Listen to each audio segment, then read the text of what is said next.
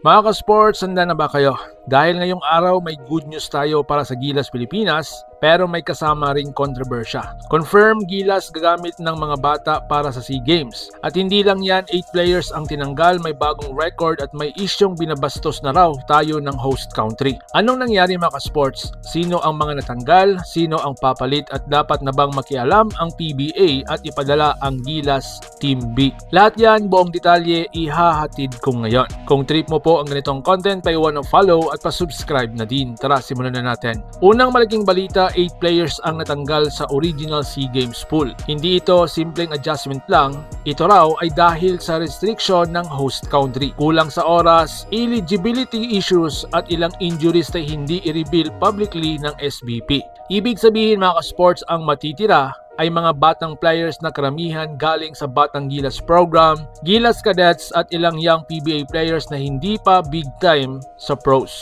Based sa final shortlist, ito ang mga young core na target gamitin. Una, si QMB, si Quintin Miller Brown. Isang 6'10" versatile big, mataas ang basketball IQ.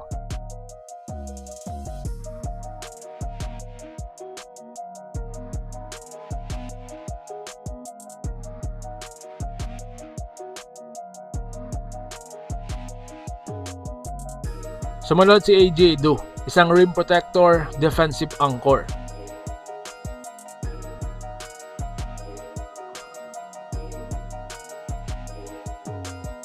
Next is si Carl Tamayo, isang stretch big na may international experience.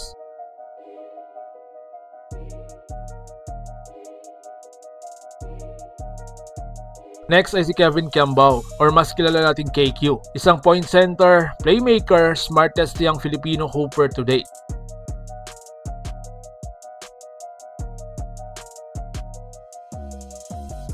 Next is CJ Perez. Technically, hindi bata, pero young veteran na kayang magdala ng rooster.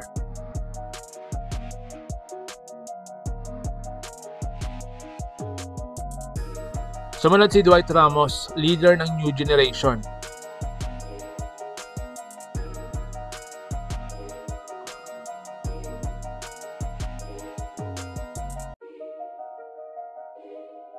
And next, si Jamie Malonzo, isang athletic wing, pang-international talaga.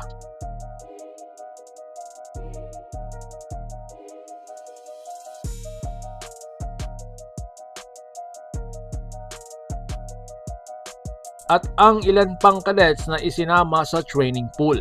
Especially sila Jared Bahay, Mason Amos, Kylom Harris. Mga bata pero may speed, taas, shooting, athleticism at yung pinaka-importante, walang takot. Kaya mga sports, maraming nagtatanong bakit ang daming tinanggal. Ito po ang detalyadong dahilan. Una po yung eligibility restriction. Ang host country raw ay naglabas ng very strict rules para sa naturalized player, height limits at age bracket. Maraming Gilas veterans ang hindi nakakwalify. Sumunod yung injury at recovery timeline. May ilan na hindi cleared, may iba na may minor injury pero hindi pwedeng ipilit dahil malalayo ang biyahe papuntang SEA Games. Next ay ang schedule conflict with PBA. Ito ang pinakamainit. Kulang ang time para makapag-practice ang veterans dahil sa PBA conference.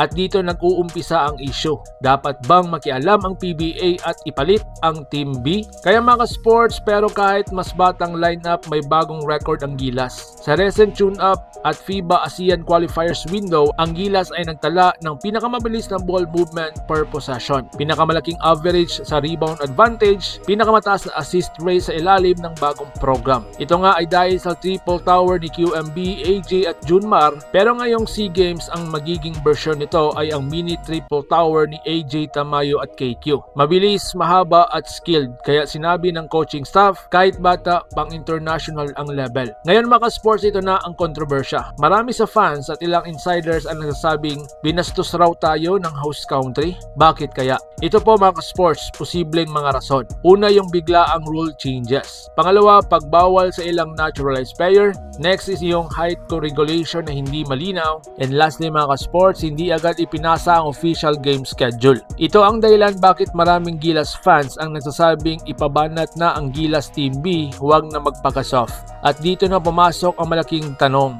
Dapat bang ipakawala ang Gilas Team B? Kung ibabato natin sina Junmar, Vance Abando, Jordan Heading, Jeyu Chu, Sila Greg Slaughter, sila TR7, sila Justin Baltasar at iba pang players. Siguradong madudurog ang SEA Games field, pero ayon mismo sa SBP, ang SEA Games ay chance para i-develop ang next generation.